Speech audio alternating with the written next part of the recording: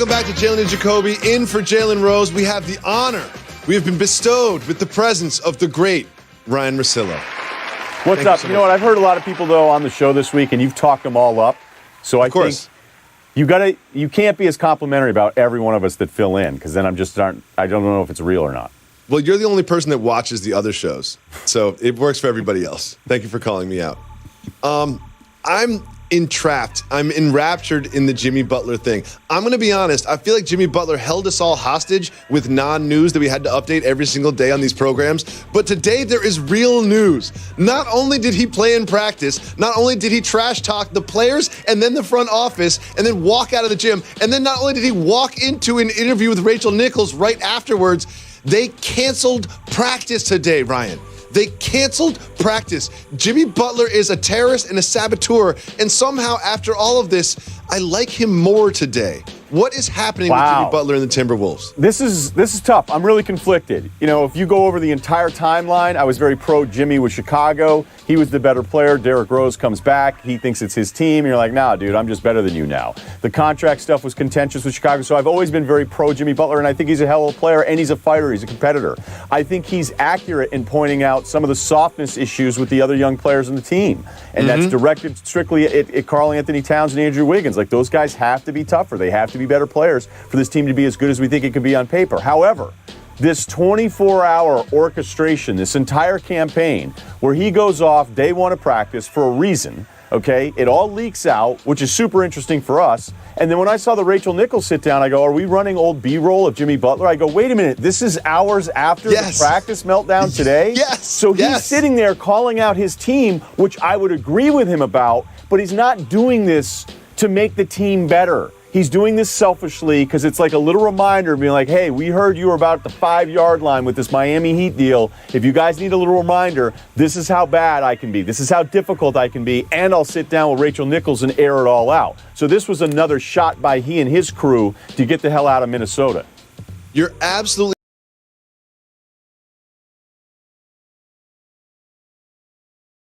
right. Like, what he did, he didn't show up to work. When he did show up to work, he yelled at his boss, and then he left his job early, and then immediately, something that you definitely should not do, went to the media and talked about it all, and somehow I like him more because of it. Like, tell me why I enjoyed this so much. Because it's incredibly enjoyable. Like, if he's this good, and he's sitting there, and he's crushing everybody in this practice, although I do wonder, like, which guy that lost to him would say, I was in awe?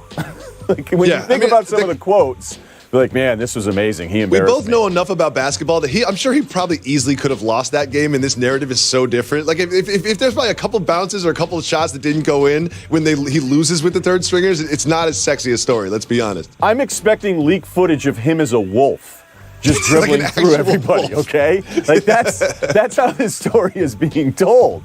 What do you do next if you're Jimmy Butler?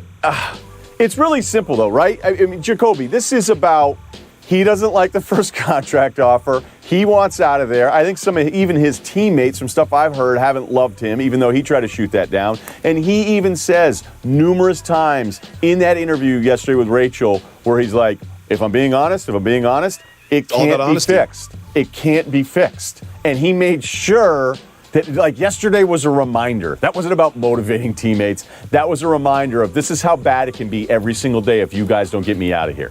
He also said something I found really interesting in that interview with Rachel. Let's listen to it. I know Tibbs. He's in there by himself. He locked his door, and he's smiling. He's laughing. Tibbs, I know you, man. I know you. He's like, yeah. You think he's happy with what happened today? Yeah. Tibbs like me. He likes confrontation. He may not tell y'all. He likes it. So you were back in practice today. I assume you're going back tomorrow. I am. Should people think because you are back in practice that this is fixed or it's on its way to being fixed? I think people think that. I would think that too. What do you think? It's not. It's not fixed. Let's just be honest. It's not fixed. Is it fixable? It could be. It could be.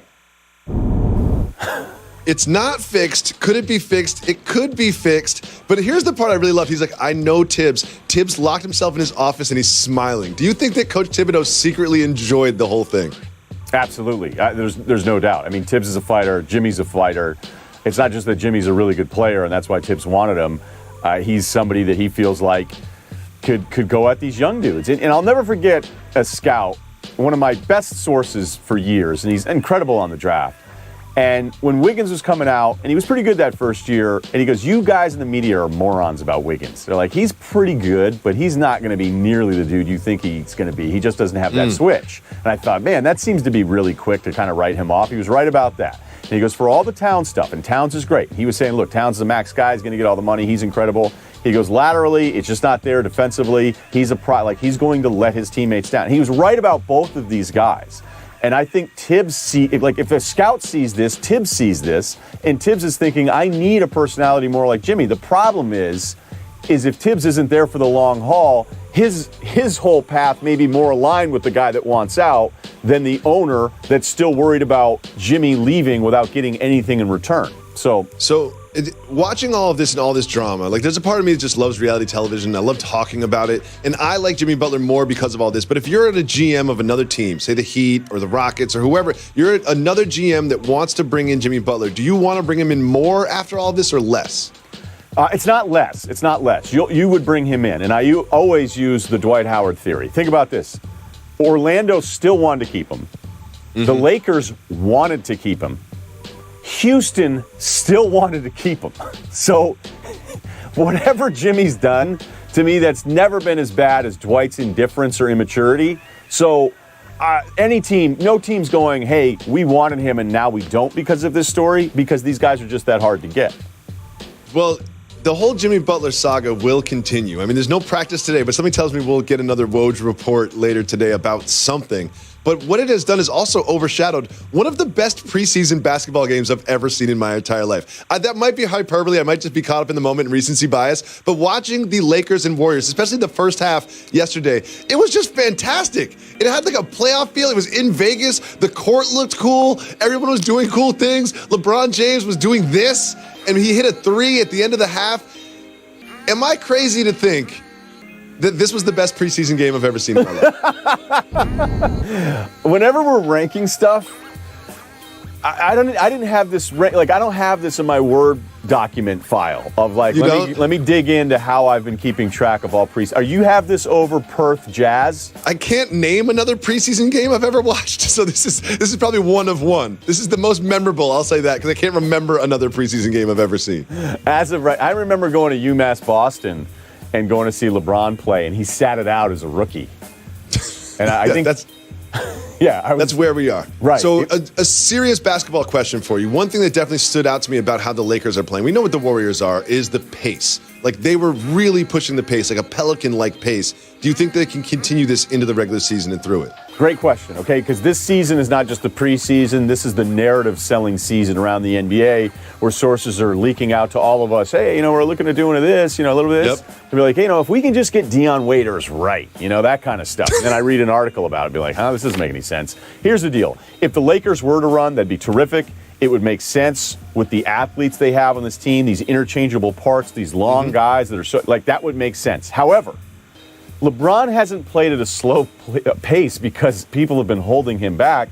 LeBron has been playing at a slow pace because he prefers to play that way, and he's been great at it. He loves to back it out, dissect what you're going to do with the help, and then eat you alive. So this wasn't like David Blatt years ago was like, hey, I'm sorry you want to run, LeBron, but we're going to play slower. And LeBron's like, okay, I'll defer to you. Of course not. So maybe they run, but for a decade and a half, it's been in LeBron's nature to slow things down.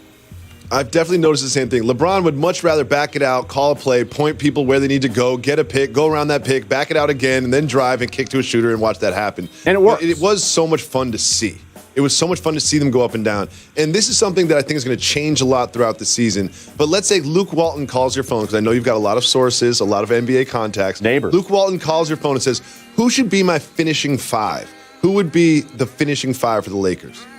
Well, it's Ingram, it's LeBron. I think Kuz, although the Kuzma center thing, how about when he's like, dude, I didn't play center in high school, and now I'm going to play in the NBA? It's like I've never jumped in my life. The real decision will be, do they go small with Kuz, and then that means Ingram, and then that means LeBron, and then that's the point guard turn. I really think that's going to be the weirdest decision of closing with Rondo or Lonzo, because my guess would be LeBron already wants to close games with Rondo, and I think that makes it a little dicey because there's still an investment here in Lonzo. So it's really those 4 at small, and maybe it's Pope because of shooting.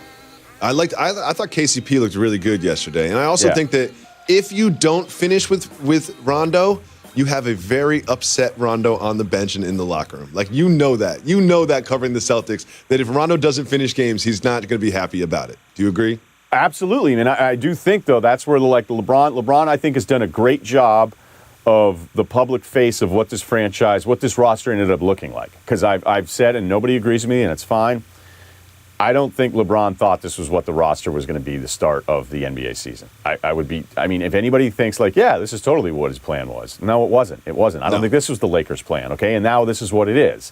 And he has said all the right things, but if it's weird and they don't get off to a great start, which is totally possible, as they try to figure out, I think you're going to see different lineups all the time as Luke Walton tries to figure this thing out. But LeBron will be Team Rondo, because you can't, I don't know how, from any basketball sense, you could close with Lonzo and Rondo. So that's like the first soap opera, I would say, to be aware of, at least going into the year. Yeah, I don't think LeBron thought this would be the roster starting the season, but I can promise you this will not be the roster that finishes the season. Something is going to happen in a trade or a buyout pickup thing that's going to have a different team for the playoffs. Coming up next on Jalen Jacoby, Ryan Russillo stays with us. We play Keep It Moving, and we'll ask the question, can Joel Embiid make Under Armour basketball cool? Got to give up.